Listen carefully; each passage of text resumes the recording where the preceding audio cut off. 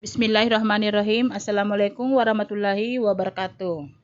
Masih bersama dengan Bunda Yuli, kita akan belajar dari rumah dengan sistem daring pada mata pelajaran IPA, Ilmu Pengetahuan Alam.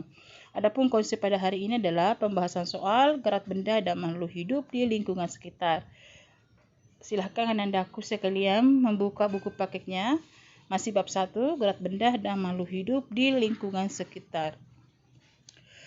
Pada bab ini ada 2 subkonsep. Yang pertama subkonsep gerak pada benda dan subkonsep gerak pada makhluk hidup. Untuk hari ini pembahasan soalnya hanya kita fokus pada subkonsep gerak benda yang meliputi gerak lurus, gaya, dan hukum Newton. Anda bisa lihat halaman 3 kotak warna biru. Ayo kita lakukan percobaan gerak lurus atau GLB. Nah, di sini di rangkaian percobaan sini di kotak, ayo kita lakukan apa yang perlu kamu diskusikan. Ada 4 pertanyaan. Pertanyaan pertama, pada percobaan yang kamu lakukan, bagaimana prinsip kerja rangkaian percobaan tersebut? Apa fungsi ticker timer dalam percobaan tentang GLB? Jadi fungsinya sebagai pencetak waktu dan jarak untuk mobil-mobilan yang sedang bergerak. Jadi ticker timer ini menghasilkan ketikan berupa titik-titik pada pita kertas. Di gambar ada 3 di situ, gerak konstan, gerak dipercepat, dan gerak diperlambat. Kalau gerak konstan, jarak titik-titiknya itu teratur. Kemudian kalau gerak dipercepat, awalnya titiknya agak berdekatan lalu berjauhan. Sedangkan kalau diperlambat, titik-titiknya awalnya berjauhan lalu berdekatan. Pertanyaan kedua, buatlah grafik hubungan antara jarak sebagai sumbu Y dengan waktu sebagai sumbu X. Jadi ada grafik jarak, simbolnya X, waktu simbolnya T, kemudian lintasannya garis lurus, jadi GLB itu grafiknya selalu linear. Buatlah grafik hubungan antara kecepatan sebagai sumbu Y dan waktu sebagai sumbu X. Grafik hubungan antara kecepatan dengan waktu. Kecepatan simbolnya V, kemudian waktu simbolnya T, lintasannya garis lurus, jadi grafik GLB-nya selalu linear. Berikutnya pertanyaan keempat, berdasarkan grafik yang telah kamu buat, A. Bagaimanakah hubungan antara jarak dan waktu? B. Bagaimana hubungan antara kecepatan gerak mobil dengan waktu? Di hubungan antara jarak dan waktu, ini berdasarkan grafik, yaitu menunjukkan hubungan yang linear, sehingga dapat disimpulkan bahwa waktu berbanding lurus dengan jarak tempuh mobil-mobilan. B. Hubungan antara kecepatan gerak mobil dengan waktu pada GLB, kecepatannya bernilai konstan terhadap waktu. Kemudian halaman 7, ayo kita selesaikan. Ada 2 pertanyaan di situ. 1. Lengkapi double map tentang perbedaan antara kelajuan dengan kecepatan berikut. Kelajuan dan kecepatan, perbedaannya. Kelajuan berkaitan dengan jarak tempuh. Kemudian rumusnya V sama dengan S bagi T, jarak bagi waktu. Sedangkan kecepatan berkaitan dengan perpindahan. Rumusnya V sama dengan delta X per T. Kemudian kelajuan alat ukurnya speedometer, kalau kecepatan itu GPS, dan bisa juga velocity meter. Apa itu GPS? GPS singkatan dari Global Positioning System yang berfungsi untuk menginformasikan posisi, kecepatan, arah, dan waktu secara akurat. Contoh dari kelajuan, untuk bergerak dengan kelajuan 50 km per jam. Kalau contohnya kecepatan motor bergerak ke arah selatan dengan kecepatan 50 meter per sekon. Nah, Di samping perbedaan, kalau persamaannya ditanyakan ada dua, kelajuan dan kecepatan masing-masing satuannya meter per sekon, kemudian berkaitan dengan gerak.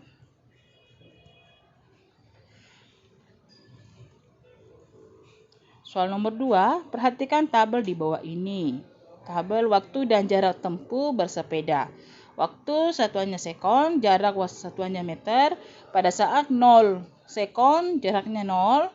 1 sekon, jaraknya 2. 2 sekon, jaraknya 4.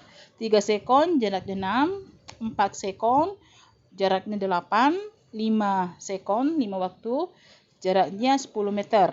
Tabel 1.1 menunjukkan besarnya jarak dan waktu yang diperlukan sepeda untuk bergerak. Coba gunakan rumus kelajuan dan percepatan untuk menghitung.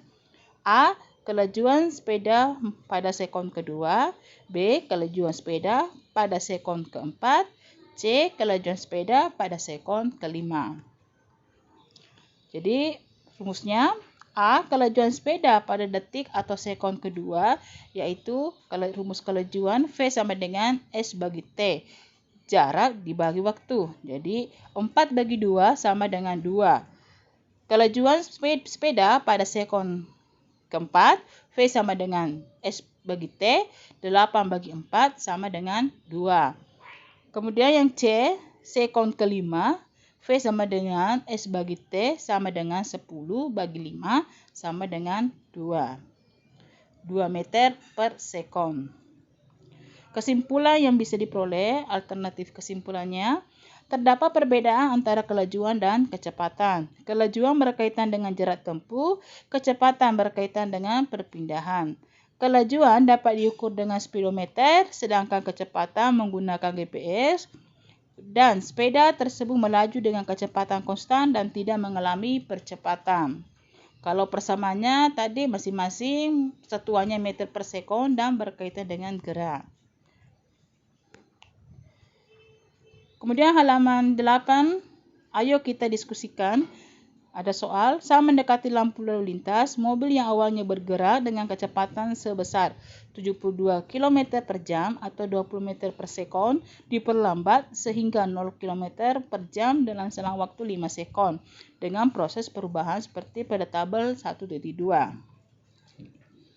Tabel 1.2 waktu dan jarak tempuh mobil. Jadi kecepatan awal 20 meter per sekon, waktu 0, kecepatan akhirnya 20, waktunya 1 sekon, kecepatan akhirnya 16. Kemudian 2 sekon, kecepatannya 12. Kemudian waktunya lagi 3 sekon, kecepatan akhirnya 8. Kemudian pada saat 4 sekon, kecepatannya 4. Dan 5 sekon, kecepatannya menjadi 0. Jadi berapakah perubahan kecepatan mobil dalam setiap sekon? Coba diskusikan dengan teman sebangkumu. Diketahui VO kecepatan awal 72 km per jam. Kita harus konversi ke meter per sekon. Jadi kilometer ke meter 3 kali turun tangga. Jadi 72 kali 1000 hasilnya 72.000 meter. Kemudian 1 jam sama dengan 3.600 sekon.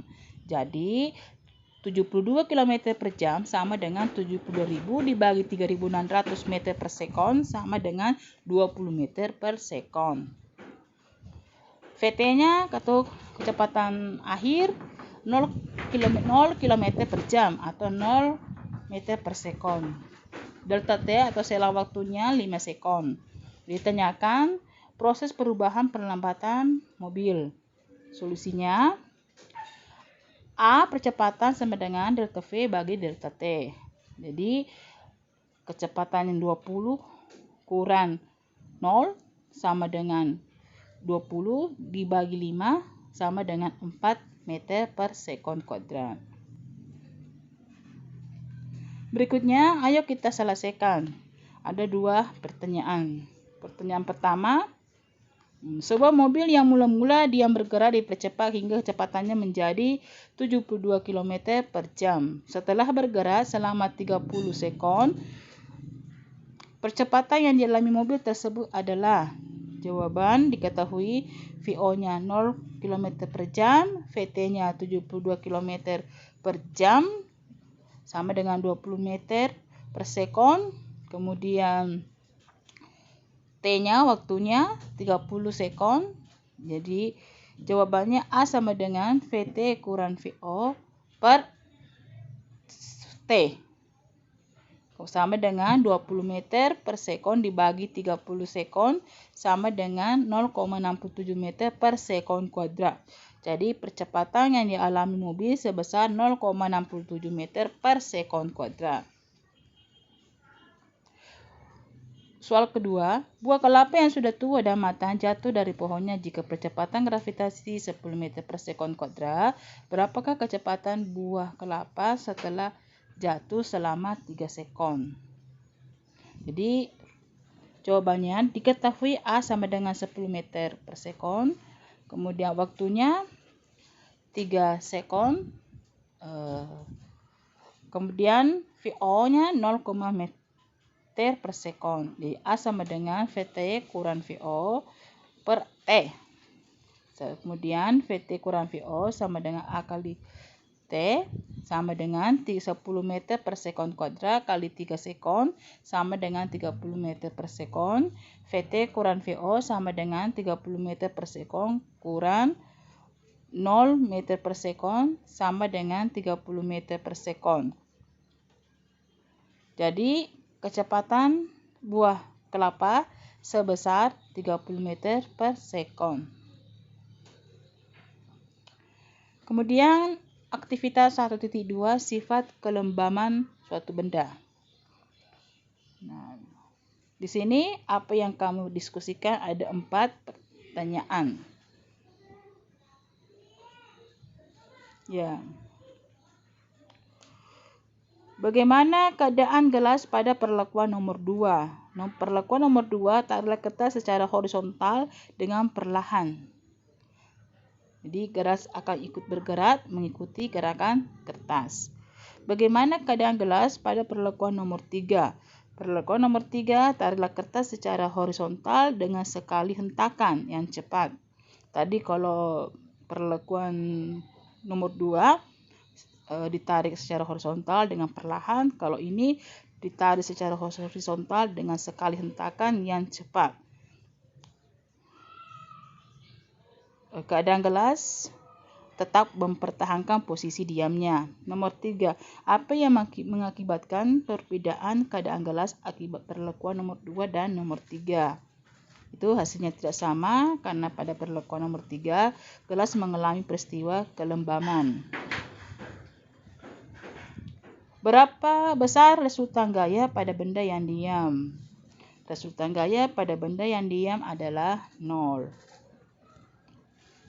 Kesimpulan, benda memiliki kecenderungan untuk tetap mempertahankan keadaan diam atau geraknya dengan kecepatan tetap yang disebut dengan inersia atau kelembaman benda.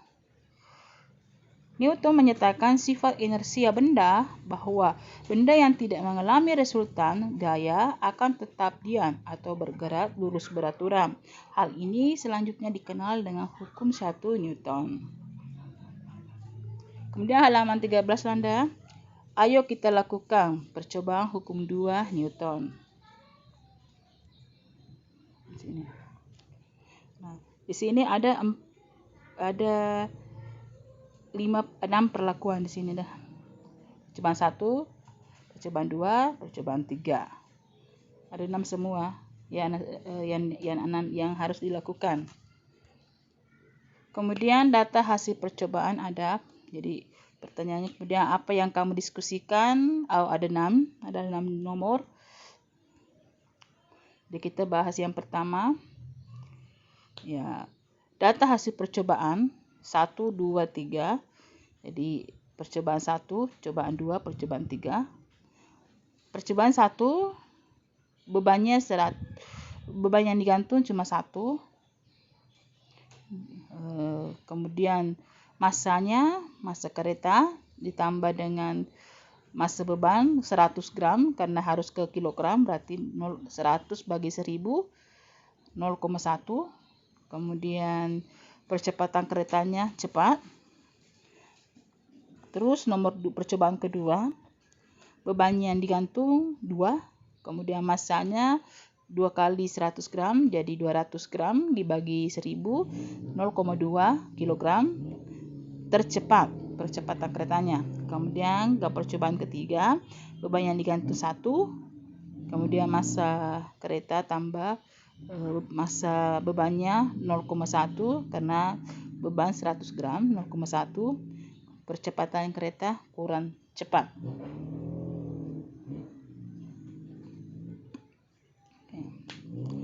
Apa yang perlu kamu diskusikan? Apa yang mempengaruhi perbedaan besar percepatan pada percobaan 2 dan 3? Di percobaan 2 dan 3. Percobaan 2, bebannya 2 kali 100 gram. Jadi percobaan 2 ada 2 beban yang digantung. Kemudian percobaan ketiga tadi hanya 1 beban yang digantung.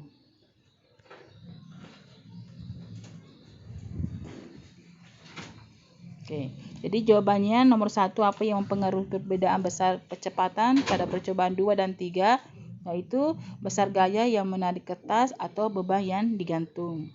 Kemudian, bagaimana hubungan antara gaya berat beban yang digantung dengan percepatan sistem berdasarkan percobaan 2 dan 3, yaitu gaya berat beban yang digantung berbanding lurus dengan percepatan kereta. 3. Apa yang mempengaruhi perbedaan besar percepatan sistem pada percobaan 1 dan 3? 4. Bagaimana hubungan antara massa total, massa kereta tambah massa beban dengan percepatan kereta berdasarkan percobaan 1 dan 3? Nah, percobaan 1 dan 3 itu besar massa kereta yang ditarik beban. Jadi perbedaannya kalau 1 dan 3 masing-masing bebannya sama, itu 100 gram, tetapi massa keretanya kalau percobaan 1 tidak ada beban di massa keretanya. Kalau di percobaan 3 ada lagi beban di massa keretanya yang ditarik. Berikutnya nomor 4, massa kereta berbanding terbalik dengan percepatan. Nomor 5, seorang pemain sepatu roda yang massanya 50 kg meluncur dengan percepatan 4 meter per sekon kuadrat. Pada saat resultan gayanya 200 Newton. Bagaimanakah gerakan pemain sepeda roda jika mengalami perubahan kecepatan seperti pada tabel 1.4? Jadi hubungan antara massa dan percepatan. Jadi ini hubungan massa dengan percepatan. Yang pertama gayanya 200, berarti massanya 50, percepatannya 4. Rumusnya A sama dengan gaya F bagi M.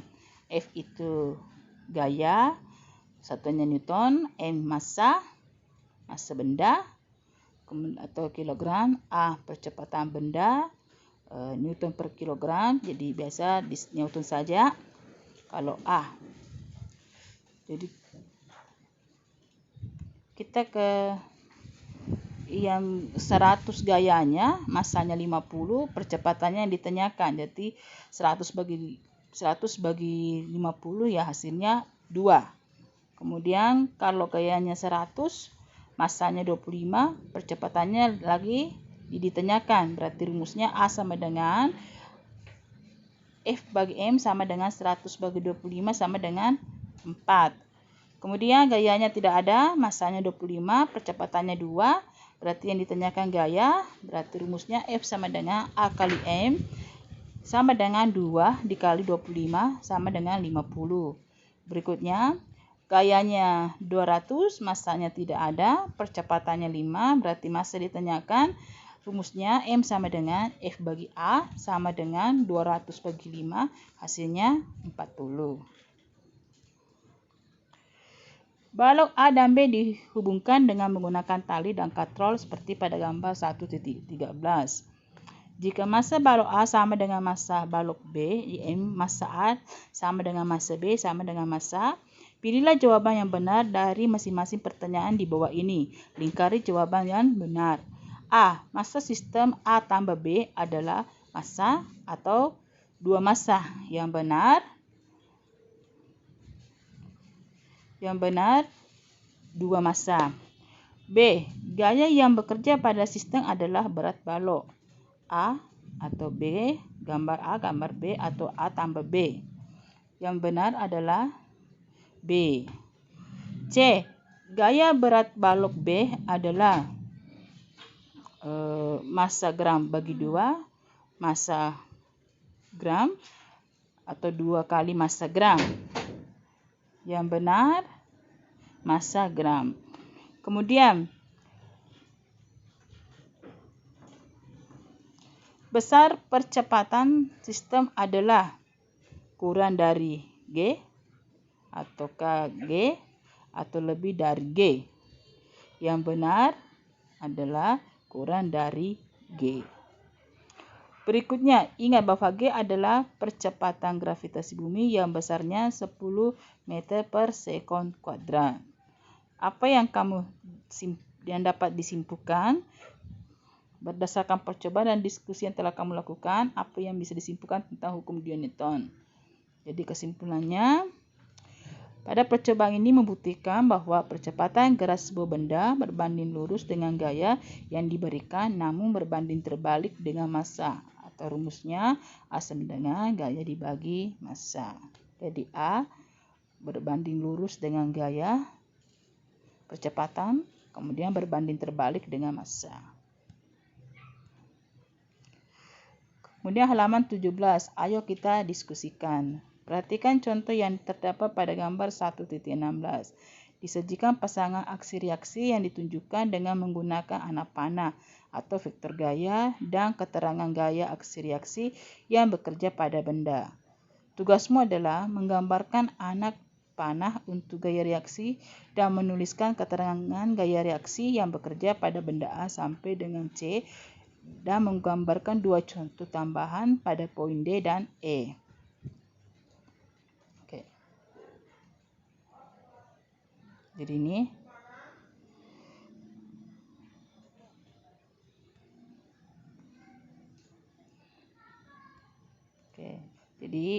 ini gambar A. Ya, ada contoh dulu, tangan menghantam tembok, tembok menghantam tangan. Kemudian gambar A, kepala menyundul bola. Kepala menyundul bola berarti bola menghantam kepala. Kemudian B, kaki perenang mendorong dinding kolam. Berarti dinding kolam mendorong kaki perenang. Kemudian C, tongkat pemukul menghantam bola.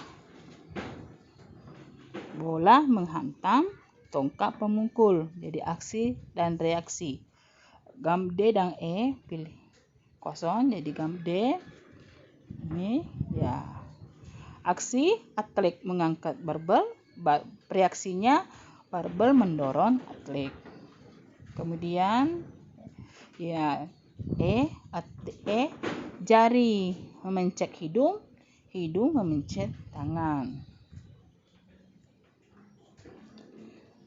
Sebuah balon diletakkan di atas meja seperti gambar 1.5. Balon diam dan memiliki berat dan seterusnya. Jadi kemudian berdasarkan gambar tersebut, pilihlah jawaban yang benar dari pertanyaan-pertanyaan berikut. Lingkari jawaban yang benar. Gaya berat atau simbolnya W balok sebesar 1 Newton disebabkan oleh bumi. Kemudian B, lantai menahan balok dengan gaya normal N dan arah yang berlawanan dengan W. Berat besar N adalah sama dengan W, kurang dari W, lebih dari W. Yang benar sama dengan W. C, karena balok berada pada keadaan seimbang atau diam, maka total gaya yang bekerja pada balok adalah 0. D, nilai N atau nilai gaya normal sama dengan berat dan gaya normal berlawanan arah dengan berat. Maka gaya normal dan gaya berat merupakan pasangan aksi atau reaksi, ataukah bukan merupakan pasangan gaya aksi dan reaksi. Yang benar ini bukan merupakan pasangan aksi reaksi. Hal tersebut dikarenakan pasangan aksi reaksi selalu bekerja pada satu benda yang sama, dua benda yang berbeda, dan dapat dilihat bahwa gaya normal pada balok dan meja dan W gaya pada balok oleh bumi, keduanya bekerja pada benda yang sama. Keduanya bekerja pada benda yang berbeda. Hukum 3 Newton menyatakan bahwa ketika benda pertama mengerjakan gaya F aksi pada benda kedua, maka benda kedua tersebut akan memberikan gaya F reaksi yang sama besar ke benda yang pertama, namun berlawanan arah. V aksi sama dengan F reaksi. Jadi gaya aksi reaksi selalu bekerja pada dua benda yang berbeda dengan besar yang sama. Contoh aksi dan reaksi tersebut misalnya pada peristiwa orang berenang. Gaya aksi dari tangan perenang ke air mengakibatkan gaya reaksi dari air ke tangan dengan besar gaya yang sama, namun arah gaya berlawanan sehingga orang tersebut akan terdorong ke atas.